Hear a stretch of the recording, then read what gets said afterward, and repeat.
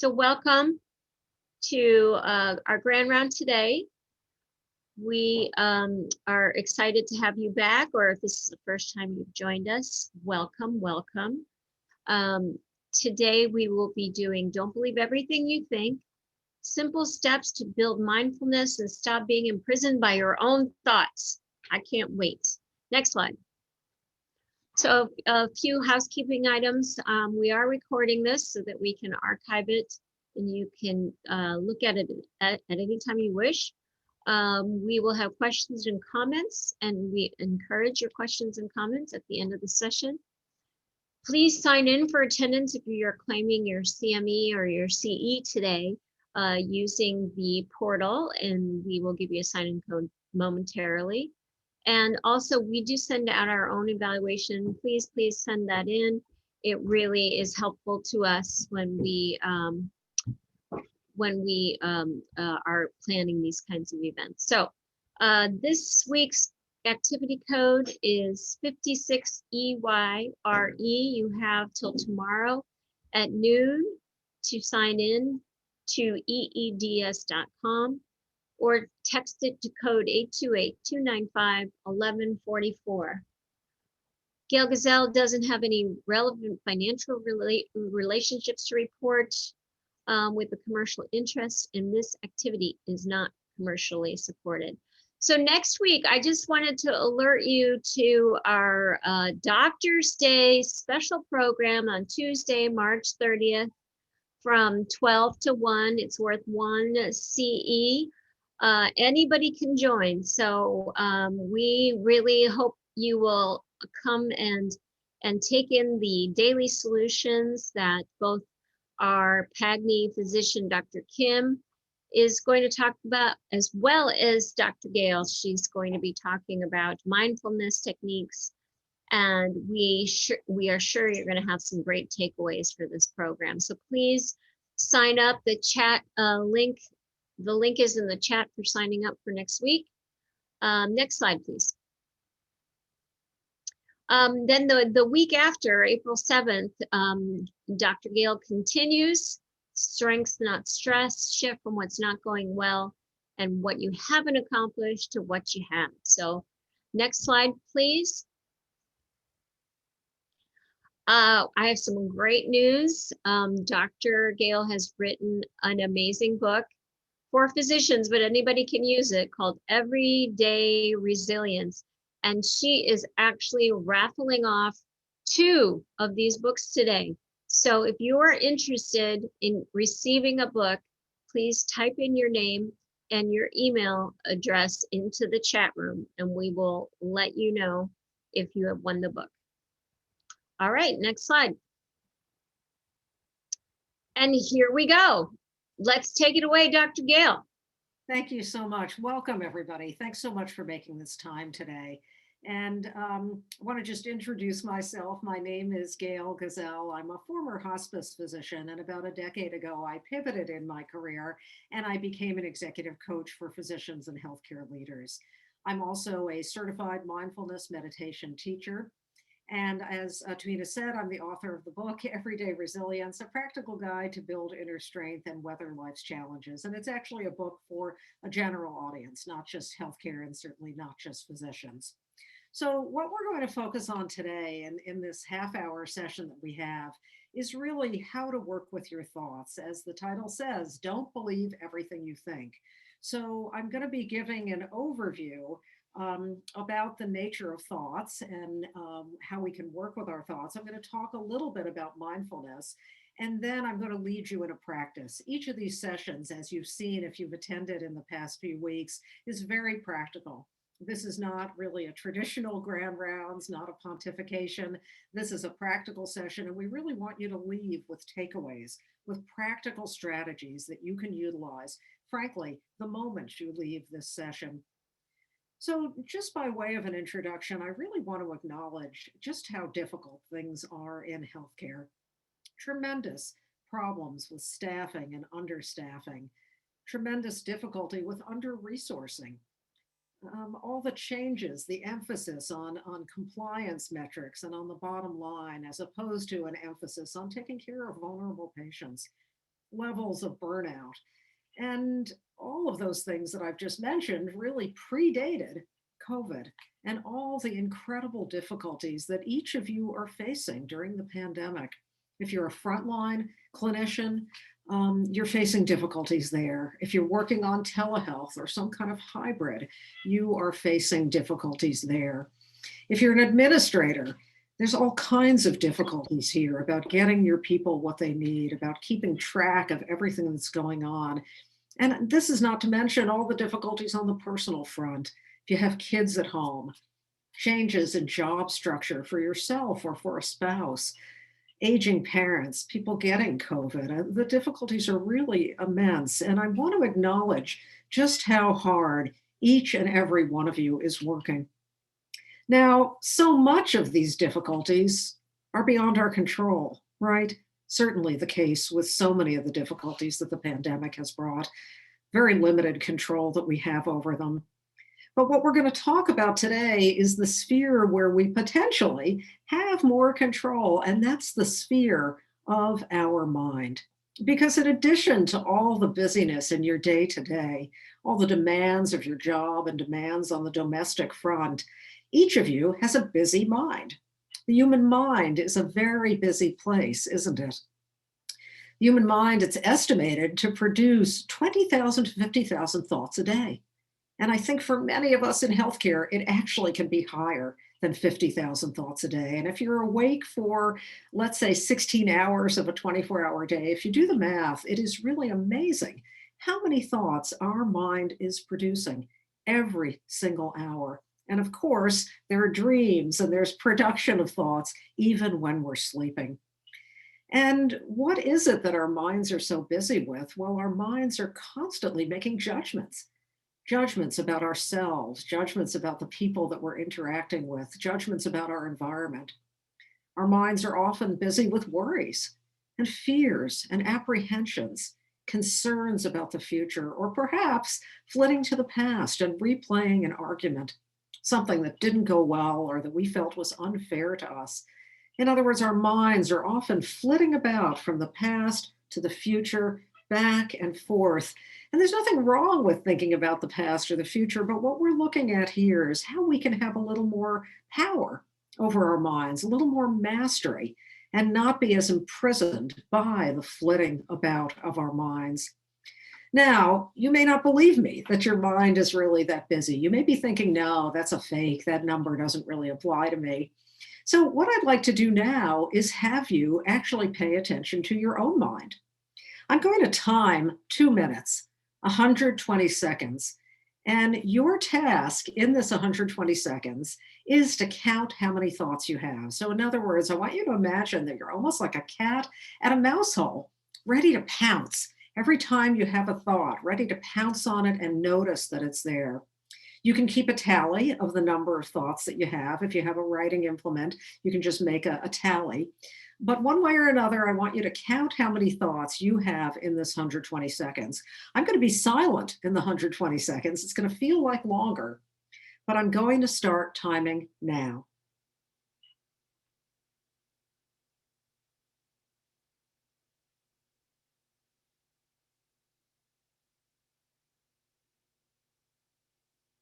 Counting each thought as it arises.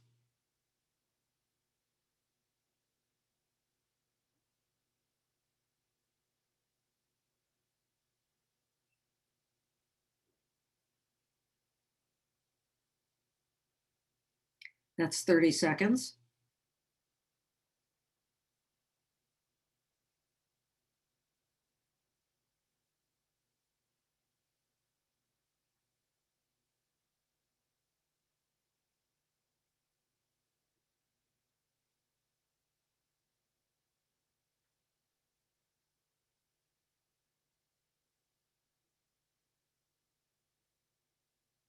That's 60 seconds.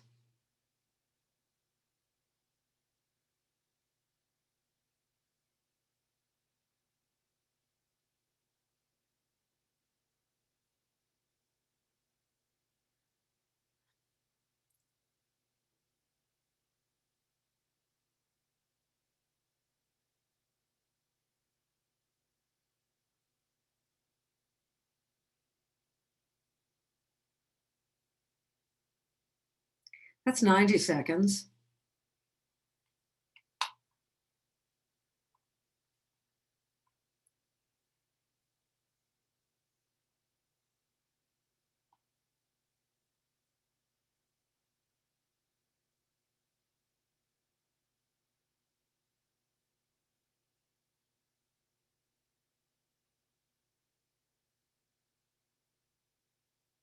And that's 2 minutes. So if you could put your total in the chat, I think this would be very helpful for everybody on this call to see how many thoughts you had in that 2 minute period. Just take a moment to put the number in the chat. 18, 9, 32. Mhm.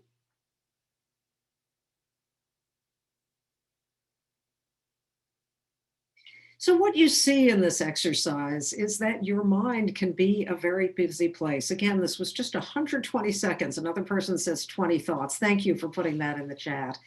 And I do this exercise with groups, and I've heard anything, from 6 literally to 95.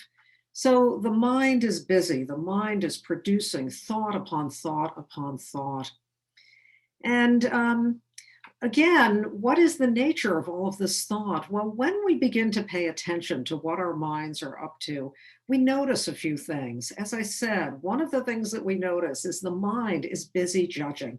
If you pay attention, you'll notice judgments about yourself, about how you're speaking, how you're looking, what you're wearing, what you're about to do. You'll get a lot of judgments there. You'll notice judgments about other people. Why did that person say that? Look at what she's wearing. How could they not be wearing a mask? Judgments. And judgments about what's going on in your day to day. This isn't right. I don't like this. This is boring. This is annoying. Judgment, judgment, judgment. That's one pattern that we tend to notice when we pay attention. Another pattern that you may start to notice is how self referential your mind is. A lot of our thoughts are I, me, mine. I don't like this. I'm doing well. My child is doing X. Again, I, me, mine. And the third thing that we often notice when we pay attention to our thoughts is that there are a lot of repeats. They're actually thoughts that we have multiple times. And I hate to say it, but many people in healthcare have a recurring thought that they're an imposter. And that's one that we can often repeat multiple times in the day. Now, we can never underestimate the negativity bias and how it operates in all of our minds. And what we see in this kind of funny cartoon here is the heart is saying, brain, take a look at all these wonderful things that are happening. Good, good, good, good, good. And the brain says, nope, can't do that. I'm busy. And the brain is busy with a magnifying glass looking at the things that are going wrong. So if you think about your own workings of your mind, are you someone who gets to the end of your day and you think about what didn't go well as opposed to what did, what you didn't accomplish as opposed to what you did? That's what we're talking about with the negativity bias. And this is a Buddhist saying, what is thought? Thought is your friend. Thought is your enemy. No one can harm you as much as unwise thought, and no one can help you more than wise thought. So, what we're doing here is getting to know what our mind is up to, not to get rid of thought. We wouldn't be able to do that even if we wanted to, but to gain more agency about our mind and to actually cultivate attention towards the thoughts that are serving us, that are giving us energy and uplifting us and building our resilience, and decreasing the attention that we give to thoughts that are doing just the opposite. And the good news here is that the human brain is highly malleable. When I was in my medical training, and really even more recently than that, we were taught that the human brain stops being malleable after adolescence. It was a very pessimistic, frankly, view about neuroscience. And we've come to understand that the human brain is remapping constantly. The human brain is a learning machine. And that's really the good news. That's the basis of mindfulness. And it's also the basis of resilience. So, shifting the subject here, I want to just touch base about mindfulness. What is mindfulness? Well, this is an important definition. It's the awareness that emerges when we pay attention on purpose in the present moment, and we pay attention non judgmentally to the moment by moment unfolding of experience. In other words, instead of getting carried away to the past, worrying about some argument or some grudge that we're replaying, rather than shifting off into the future. What's going to happen tomorrow? When will the pandemic end? Are my kids going to go back to school? What's going to happen with this patient? All of these future oriented thoughts. With mindfulness, we cultivate the ability to actually focus on what is in front of us right now, otherwise known as the present moment. Because even as you're listening to me talk, your mind could very readily go off to the future. What am I going to have for lunch? Who's going to pick up the kids? What's going to happen with my schedule, right? What bills do I have to pay? Whatever it is, our minds are very, very busy.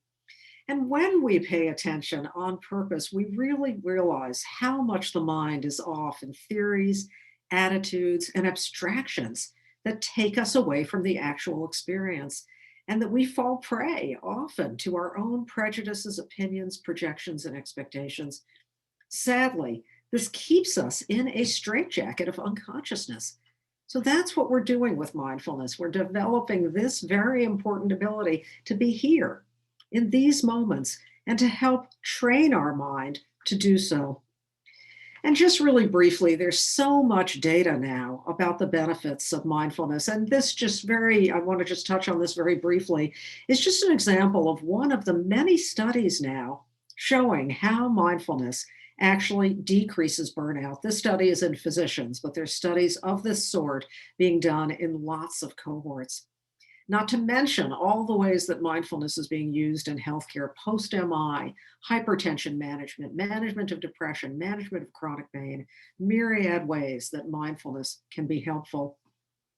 And just to juxtapose, when we're not mindful, we're mindless. We're on autopilot. We're going through the day, often very reactive, not really settled and calm and responding in the professional way that we feel proud of as the day goes on. We're not necessarily aware of what's happening right in front of us. We may get home from a busy day and we may be with loved ones, and yet our mind is distracted. Our mind may still be playing over difficulties from our day. And I think all of you know we don't feel good about ourselves when we're not mentally present with our loved ones. Again, we can feel stuck and rigid and judgmental. And it's the ultimate mind body dissociation. Our body can always be counted on to be here in the present, right? Your body will always be here in the present for as long as you're alive. But it's the mind that's dissociated, moving here, there, and everywhere. Now, I want you to put in the chat the answer to this question. Do you believe that your mind is too busy to meditate? So if you could put in a simple yes or no, that would be great. And I ask this question because I've heard so many people in healthcare say, I tried meditating, didn't work. My mind was too busy. So one person I think says yes here. I believe that my mind is too busy to meditate. Anyone else? Any thoughts about that? And maybe some of you have meditated. Okay, one person says no, doesn't believe that their mind is too busy to meditate. So we got kind of a 50-50 here right now. Another one says yes. Thank you for taking the moment to do that. Someone says getting better with experience. And then very astutely, someone says it doesn't mean that I don't do it well. In other words, recognizing that the mind is busy. That's what the human mind does, is produce thoughts. With mindfulness and meditation, we're not trying to banish thoughts. Again, we couldn't do that. That's what our minds do, just like the salivary glands produce saliva. What we're talking about is the ability to really build the capacity to focus where we want to focus. Is this a thought that I want to give attention to? Or is this a thought that I would like to let pass by? So what I'd like to do now is a practice. And if you can just sit comfortably, if you're stationary, obviously, if you're driving, don't do this exercise. You need to be focused. But I'd like you to just sit, and if it's comfortable for you, to let your eyes close.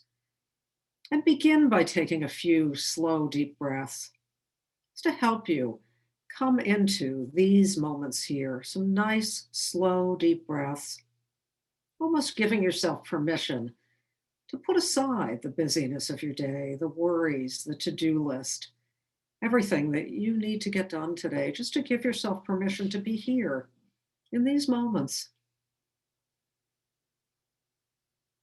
And I want to invite you to imagine that it's a beautiful sunny day and you're looking up at the sky and you're seeing a beautiful open blue sky on a nice warm spring day.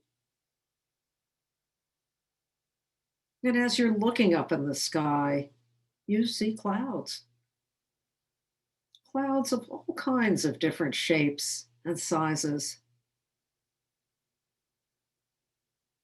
And as you're watching the sky, you see the clouds move. You notice that the clouds arise, pass through the sky either slowly or rapidly, and then they dissipate. That's what we see when we look up at the sky. Clouds arising, clouds passing through,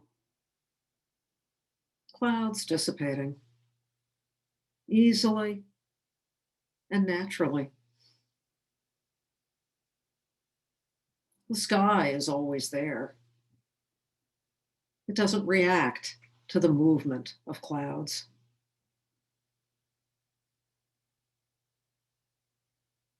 And now I invite you to imagine that your mind is like this beautiful open sky,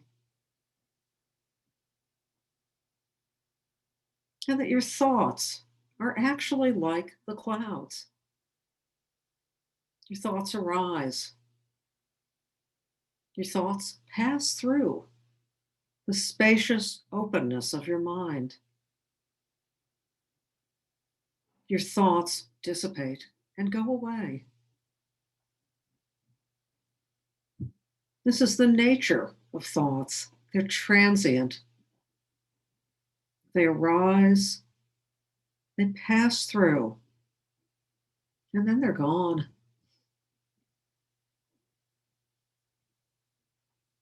As you're sitting here right now and a thought comes into your mind, perhaps imagine it moving up into the sky of your mind and floating through, just as the clouds float through. You see that that thought passes by. And whether the thought is a billowy, white, beautiful cloud, or whether it's a stormy, dark, dark cloud, it's the same. It arises in your mind, it passes through your mind, and then it is gone.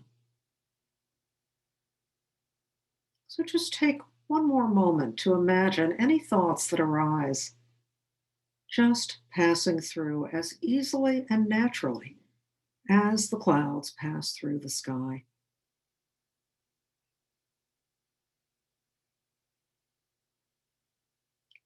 And as we close this practice, if you could take another few slow, deep breaths into this concept that the thoughts simply pass through your mind, just like the clouds do.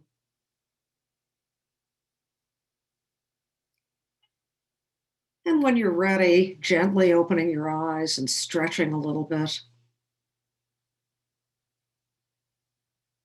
Now, for those of you who've never meditated, I want to be clear, this is a meditation that we just did. You have now joined the ranks of people who have meditated. And again, perfectly normal to have all kinds of thoughts. Nothing wrong with the mind for doing that. What we're doing is we're training the mind to loosen the hold, just like the clouds in the sky. So, for anybody that this can be helpful for, I've developed a free mini course in mindfulness. I call it the Daily Dose of Calm. And if you sign up, and maybe Siomara, you can put that link, if you don't mind, into the chat. For 14 days, there is a brief audio where I give a talk about a mindfulness topic, and then I guide you in a brief practice. So less than 10 minutes a day. And it's a great way to jumpstart, particularly for those in healthcare. Now, can we just snap our fingers and realize that thoughts are thoughts? Of course not. Our mind has been hanging on to thoughts for a long time, a lot of minutes, of a lot of days, of a lot of weeks, months, and years. This is going to take practice. And what we're doing with meditation is we're getting that practice. We're retraining the mind to focus where we want the mind to focus. Now, Tahina, do we have a winner for the two free copies of the book? I do. I have Vincent Campanelli, and I have Isra Sogie. Wonderful. Congratulations to the two of you. I hope you find it helpful. And we're going to be offering more of these. As Tahina said, next week is about sleep. And I want to be clear, it's on Doctor's Day, but this is really for all of you. All of you need your sleep. All of you need your sleep to avoid burnout and build your resilience. And that's what Dr. Kim and I are going to be talking about. So please let your colleagues and coworkers know about the session. I think you're going to find it extremely helpful, and you're going to leave, just like today, with some practical tidbits. I think we just have a minute for any questions or comments. You can either put them in the chat, or if you'd like to unmute yourself. We're covering a lot of ground in these sessions, and we hope again that it's practical and that you can begin to apply these techniques right away. So any questions, you can just pop those in the chat. And you can also feel free to email me. My email is simple, info@gailgazelle.com, GAILGAZELLE, .com. If you have any questions, I'm always happy to be a resource. Shahida? Yes, hi. Just another reminder that if you're seeking a CME or CE for this session, please sign up by tomorrow at noon. And we look forward to seeing you next week and the week after. Have a great day. Great rest of your day. Thank you so much for being here today. Be well.